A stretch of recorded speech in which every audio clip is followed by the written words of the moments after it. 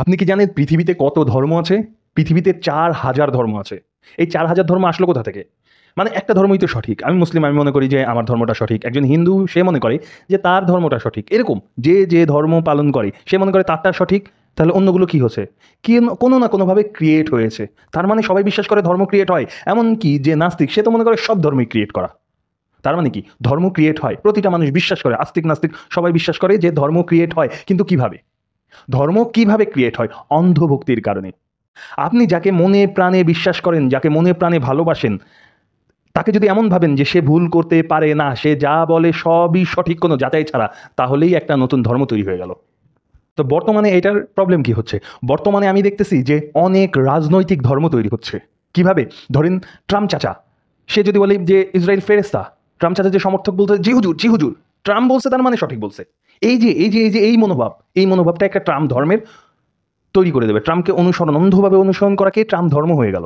ধর্ম এরকমই অন্ধভাবে বিশ্বাস করার ফলেই ধর্ম হয়ে যায়। আপনার লিডার, আপনার আমির, আপনার চেয়ারপারসন, আপনার সভাপতি, সে তার যদি কোনো ভুলই না থাকে, তার সব কথা রাইট, সে কোনো ভুল করতেই পারে না, তার মানে কি? সে মহানবী হয়ে গেছে। মহানবীরও তো কোনো ভুল নাই। মহানবী কেন?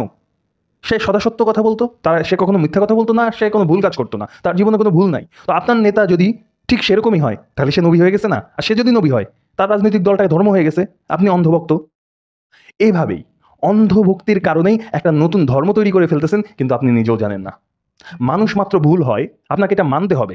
আপনার যে লিডার সে ভুল করে, এটা আপনাকে মানতে হবে। আপনি যদি এটা না মানেন, তাহলে তো আপনি দিন শেষে নিজের ক্ষতি করতেছেন, লিডারের ক্ষতি করতেছেন, দেশের ক্ষতি করতেছেন। আপনার ওই সাহসটা থাকতে হবে যে আপনার লিডার যদি ভুল করে, তাহলে সম্মানের সাথে তাকে ভুল ধরিয়ে দেওয়ার সেই ক্ষমতাটা থাকতে হবে। যদি এরকম কোনো রাস্তা না থাকে, সোজা বের হয়ে আসেন। ওই জায়গাটা খুবই ভয়ঙ্কর, সোজা বের হয়ে আসতে হবে। এমনকি যদি কোনো আলেম আপনাকে এমন কোনো পদ্ধতি দেয় ধর্মের, যে সচরাচর সেটা হয় না, তাহলে আপনাকে সেটা যাচাই করতে হবে। আপনি ওই আলেমকে ভালোবাসেন দেখে আপনি অন্ধভক্তির কারণে ওই পথে যেতে পারেন না। দেখেন, কোনো আলেম বলে যে মিলাদ কিয়াম করা যাবে, কোনো আলেম বলে মিলাদ কিয়াম করা যাবে না। সঠিক কিন্তু যে কোনো একটাই, দুইটা সঠিক হওয়া যায় না, যে কোনো একটা। তার মানে কি? তাদের মধ্যে তো ভুল আছে। আমাদের কাজ কি? যাচাই করে নিয়ে অন্ধভক্তি, মানে যে আলেমকে পছন্দ করি, অন্ধভক্তি না করা। আমার দেখা যে নবীজি কেউ করছে, সাহাবীরা কি করছেন, তারা কি পথ দেখায় গেছেন? যদি করেন আমরা করব, যদি না করেন তাহলে আলেম হয়তো বা ভুল বুঝাবুঝি হচ্ছে। রাইট? এভাবেই চলতে হবে। অন্ধভক্ত, আপনি যেই দল করেন, তার লিডারকে অন্ধভক্তি কখনোই করা যাবে না। আপনি যে রাজনৈতিক দলে সাপোর্ট করেন, তার লিডার যাই বলবে অন্ধভাবে বিশ্বাস করা যাবে না। কারণ সে মানুষ, সে ভুল করতেই পারে। এটাই আপনার জন্য মঙ্গল, এটাই আপনার লিডারের জন্য মঙ্গল, এটাই আপনার রাজনৈতিক দলের জন্য মঙ্গল, সাধারণ মানুষের জন্য মঙ্গল, পরিশেষে দেশের জন্য মঙ্গল। না হলে সব ধ্বংস হয়ে যাবে।